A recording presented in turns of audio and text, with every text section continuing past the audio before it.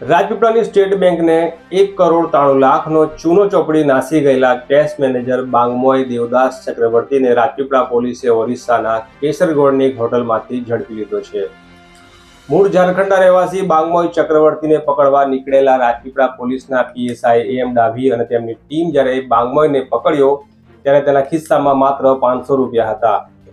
ત્યારે 6 દિવસની રઝળપાટ બાદ રાજપીપળા પોલીસે કેવી રીતે SBI બેંકના આ કૌભાંડી મેનેજરને ઝડપી પાડ્યું એની વિગતો જાણવી હોય તો આ વિડીયોમાં અમારી સાથે જોડાયેલા રહેજો.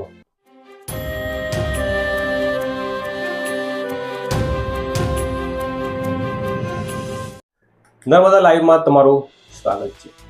સ્ટેટ બેંક ઓફ ઇન્ડિયા દેશની સૌથી જૂની અને સૌથી મોટી બેંક છે, જેની સ્થાપના આઝાદી પહેલા 1806માં થઈ હતી. એટલે કે સ્ટેટ બેંક 200 વર્ષ કરતાં પણ જૂની છે. સ્ટેટ બેંક દેશની સૌથી વિશ્વાસપાત્ર બેંક ગણાય છે. લોકો અન્ય કોઈ પણ સરકારી કે ખાનગી બેંક કરતાં SBI ઉપર વધારે ભરોસો મૂકતા હોય છે, પણ સરકારી બેંક હોવાના કારણે SBIના કર્મચારીઓ ઉપર ગ્રાહકો સાથે ઉદ્ધતાઈ કે તોછડાઈ કરવાના કિસ્સા પણ કંઈ ઓછા નથી.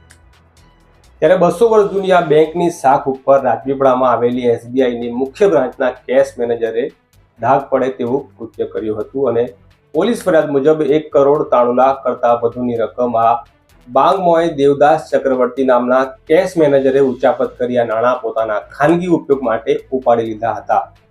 પણ સિસ્ટમમાં એ રકમ જેટલી છે એટલી જ દેખાય અને એ પૈસા પોતે વાપરતો રહે એવી સિસ્ટમમાં તેણે ચેડા કર્યા હતા.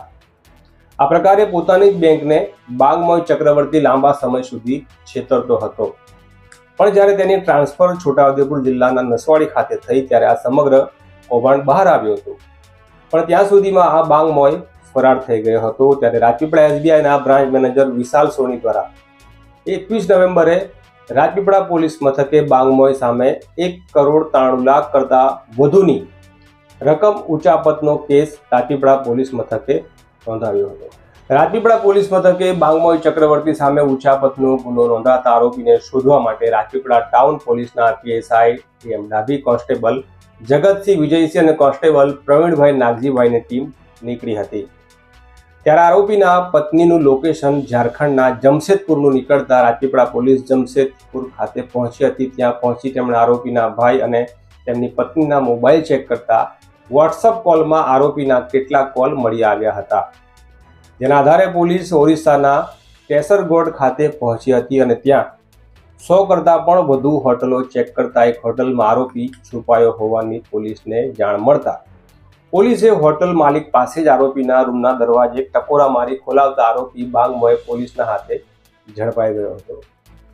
અમારા સૂત્રોની જાણકારી મુજબ 1 કરોડ કરતાં વધુની ઉચાપત કરનારને જ્યારે પોલીસે પકડ્યો ત્યારે તેના ખિસ્સામાં માત્ર 500 રૂપિયા મળી આવ્યા હતા.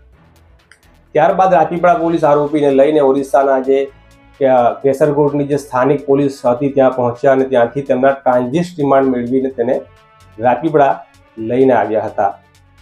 જ્યારે પણ કોઈ અન્ય રાજ્યમાં પોલીસ કોઈ આરોપીને પકડે તો સ્થાનિક પોલીસને જાણ કરવાની હોય છે અને ત્યાંથી તેમને ટ્રાન્ઝિટ જે રિમાન્ડના જે પેપર હોય છે તે લઈને ત્યાંથી નીકળવાનું હોય છે.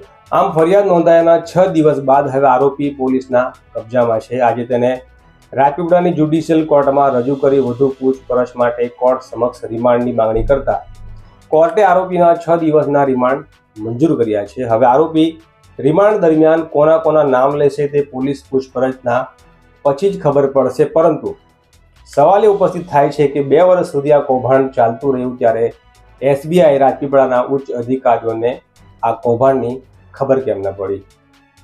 વધુમાં અમારા સૂત્રોની જાણકારી મુજબ આરોપી દ્વારા જ્યારે તેની રાજપીપળાથી નસવાડી ખાતે બદલી કરવામાં આવી ત્યારે જ આ કૌભાંડ બહાર આવી ગયું હતું અને આરોપી બાંગમોય ચક્રવર્તીએ પોતાના ઉપલા અધિકારીઓને સેટલમેન્ટ માટે કહ્યું હતું. ત્યાં રકમ ભરવા માટે તૈયાર હતો, પરંતુ એવું શક્ય ન થયું. આરોપીએ એવું પણ કહ્યું કે વડોદરામાં તેની માલિકીનું 1 કરોડનો મકાન છે, 40 લાખનો એક ફ્લેટ છે, તે વેચીને આ રકમ ભરપાઈ કરી દેશે અને તેના પગારમાંથી પણ તે રકમ કપાવવા માટે તૈયાર હતો. પરંતુ અમારા સૂત્રોની જે જાણકારી છે એ મુજબ SBIના ઉચ્ચ અધિકારીઓએ આ સેટલમેન્ટની સ્કીમ આરોપી સાથે સ્વીકારી ન હતી અને પરિણામે આ કૌભાંડ બહાર આવ્યું. આરોપી બાંગમોઈ ચક્રવર્તી હસ્તક 3 જેટલા એટીએમ અને 2 કેશ ડિપોઝિટ મશીનમાં પૈસા લોડ કરવાની જવાબદારી હતી. આ પાંચેય મશીનમાં 40 લાખ રૂપિયાની લિમિટ હતી, એટલે પ્રતિ એટીએમ 40 લાખ અપલોડ કરવાની જવાબદારી અને પાવર આ કેશ મેનેજર પાસે હતા. એટલે 2 કરોડ રૂપિયા જેવી રકમની જવાબદારી આ એક જ અધિકારી ઉપર હતી. પરંતુ એવું કહેવાય છે કે અમારા સૂત્રોની જાણકારી મુજબ કે આરોપીએ આ પૈસા શેર બજારમાં લગાડ્યા હતા અને શેર બજારમાં ખોટ જતા હવે આરોપી ભરાઈ પડ્યો હતો અને તેની પાસે એમાં જે સપડાયો હતો તેમાંથી નીકળવા માટે તેની પાસે કોઈ રસ્તો ન હતો.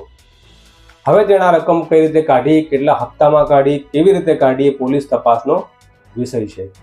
અમે રાજપીપળા પોલીસની ટીમને અભિનંદન પાઠવીએ છીએ, જેમણે આરોપીને 2 રાજ્ય ખુદીને શોધી કાઢ્યો હતો અને 6 દિવસ સુધી તેમણે રઝળપાટ કરી હતી અને આખરે આરોપી સુધી પહોંચી ગયા હતા. તો આથી ખાસ નર્મદા લાઈવની સ્ટોરી, આ પ્રકારના ન્યૂઝ અને અહેવાલ માટે અમારી સાથે જોડાયા.